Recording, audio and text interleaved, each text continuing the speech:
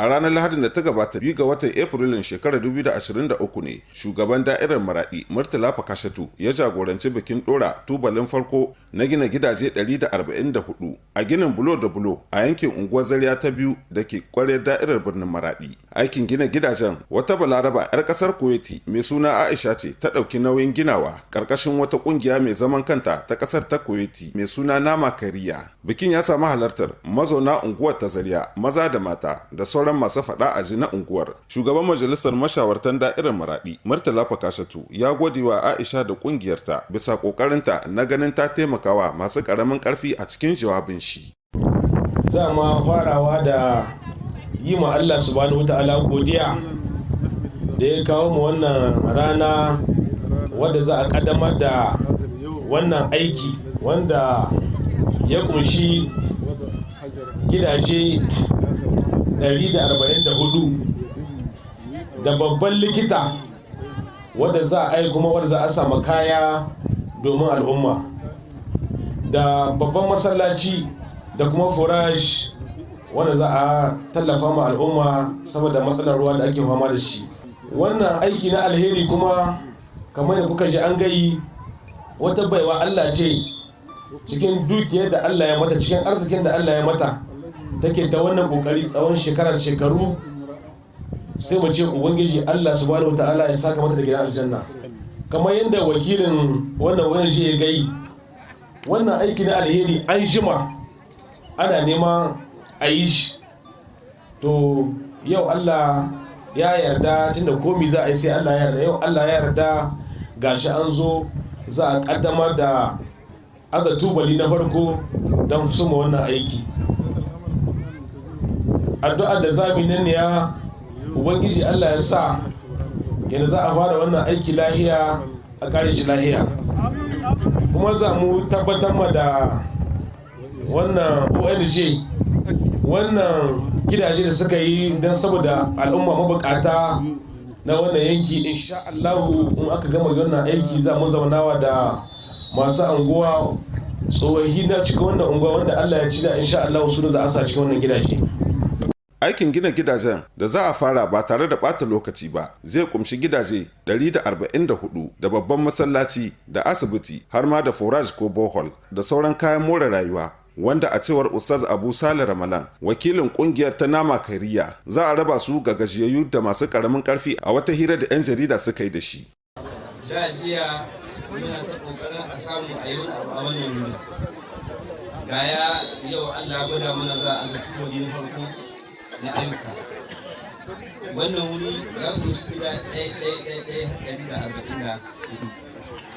Kowane gida da kwai magewaya, da kwai ɗaki biyu, da kwai kuma abinci. Kuma gida ne wanda za a kawo muku har gazi na dafuwa ciki. Don ba ku zo da kwanta da gadaje da matala. Wannan ɗaya kenan. Da kuma likita kwararri bisa wannan fanni sun ce sai da abu da kuma hospital gaba ki da likita tun da akwai ɗakin za a ɗaukar hoto kuma binciken lafiya ta musamman. Wannan babban falala ce Allah ta ba wannan unguwa, mu gode mishi. Allah ya ce wa dai shakartum da azidan in nan kuma kun gode za ni kara muku, idan ku gode sai Allah ya kara muku daga falalar shi. Wannan wuri kuma ya kunshi babban masallaci wanda za a yi duka a wannan wuri. To mu ƙara gode ma Allah da ya kawo wannan abu. Haka kuma da kwai forage, mun sani da kuma matsalar ruwa a nan Maradi tun ba cikin Ramadani ba. Hukuma suna kokari a ƙara samun a samu cokan matsalar ruwa.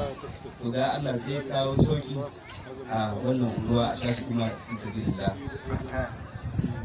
Ba mu ƙari magana sai mu isar da sahih gaisuwa zuwa ga mayar da an ke kama mashi kusa wani aiki. Dare ya muna damuwa su, to ga dai yanzu Allah ya kawo mu za a zo tudu. Ba tudu ba muke kai da kawo a samu da aiki a yi shi Maradi.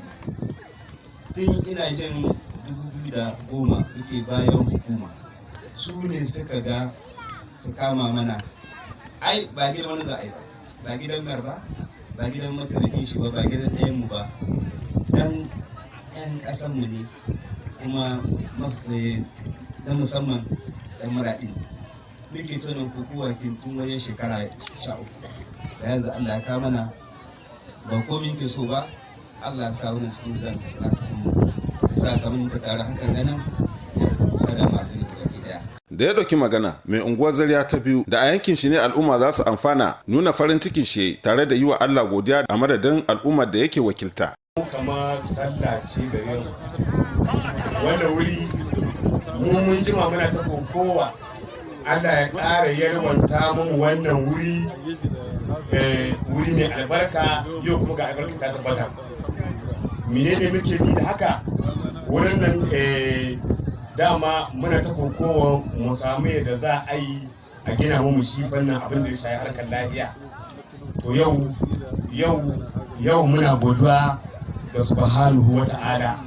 Ku duba ku gani al'umma wannan wanda za a wannan aiki wadda mace ce ana ce mata Aisha za ta gina muku likita ta gina muku gidaje kuma da ina tsammani akwai da kwar cikin wannan tafiya wallahi muna godiya kwarai tare da al'umma ga wannan Zaria ta daya dan uwana muna kokowa da mun ji muna kokowa duk mun gamu muna bayanin cewa likitan ta mu kadan ubangiji Allah ya saka mata alheri su kuma magabatan mu ne yanzu ga sunan da zane Allah ya saka muku aljanna muna godiya kuma ga shugabatan ta maradi MCD muna godiya kwarai wannan kokowa mun san ta Allah sai ta kuce Allah ya ƙara ma annabi daraja muna godiya ga subhanahu ta'ala assalamu alaikum wa rahmatullahi. Maraɗi na daga cikin manyan birane da suke amfana da tallafi ta siga daban-daban daga ƙungiyoyi masu hannu da shuni na ƙasa da ƙasa ko na cikin gida ko ɗaiɗaikun attajirai na ƙasashen duniya.